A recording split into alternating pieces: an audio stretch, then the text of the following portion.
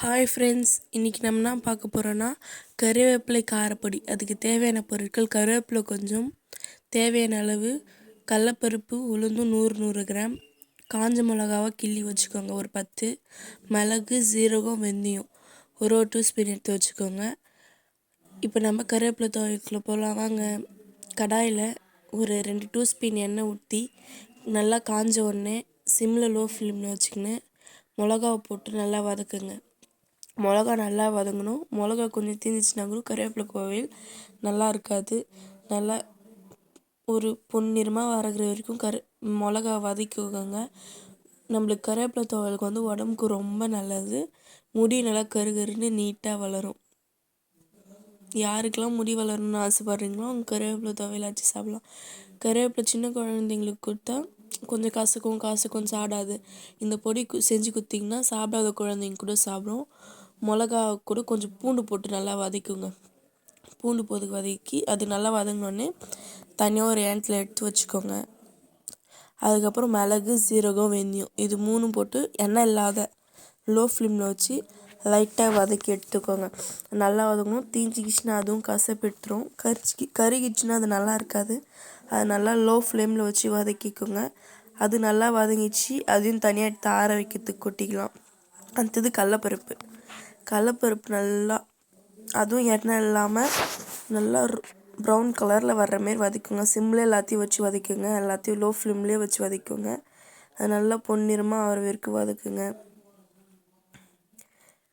கடலப்பருப்பு நல்லா வதங்கினா தான் நம்மளுக்கு கருவேப்பிலை துவையலுக்கு டேஸ்ட்டாக இருக்கும். இப்போ கடலப்பருப்பு நல்லா வறுபட்டுச்சு. இப்போ நம்ம அதையும் தனியாக எடுத்து வச்சுக்கலாம். அடுத்தது உளுந்தும் கடலப்பருப்பு வதக்கின மாதிரியே லோ ஃப்ளேம்லேயே வச்சு நல்லா ப்ரௌன் கலரில் வர வரைக்கும் சூப்பராக வதக்குங்க. நல்லா வறுபடணும், தீயக்கூடாது.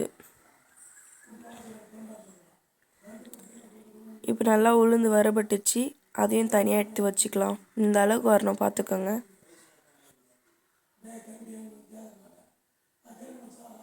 அடுத்து நம்ம மெயின் இன்க்ரீடியன்ட் கருவேப்பிலை போட்டு நல்லா லோ ஃப்ளேமில் எல்லாம் வதக்கணும். கருவேப்பிலை வதக்கு கொஞ்சம் டைம் ஆகும்.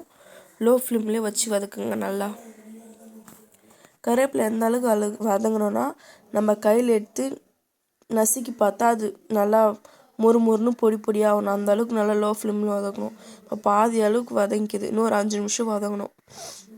நல்லா வதக்கி விட்ருங்க. சிம்லேயே வச்சுக்கோங்க. எல்லாத்தையும் ஹை ஃப்ளேமில் வைக்காதீங்க.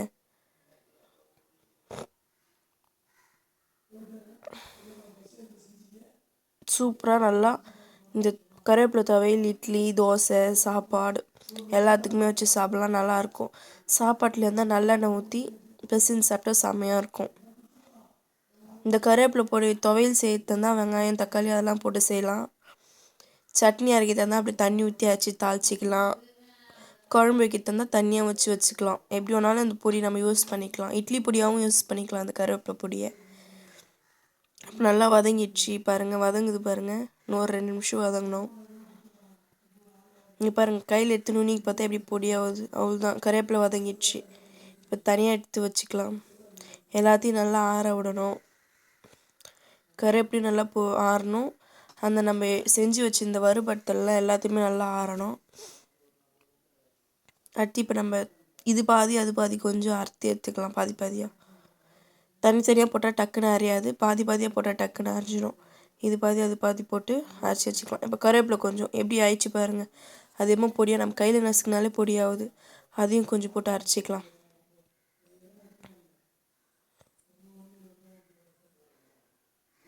மிக்சியில் வச்சு நல்லா அரைச்சிக்கோங்க.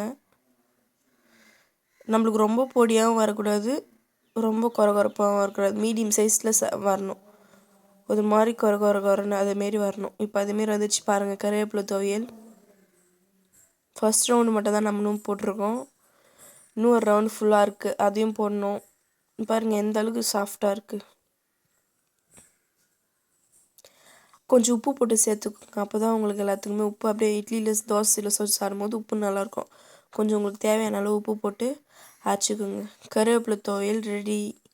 நீங்கள் சாதம், இட்லி, தோசை எல்லாத்துலேயுமே போட்டு சாப்பிட்லாம். எங்கள் சேனல் பிடிச்சிருந்தால் லைக் பண்ணுங்கள், ஷேர் பண்ணுங்கள், கமெண்ட் பண்ணுங்கள். பாய்.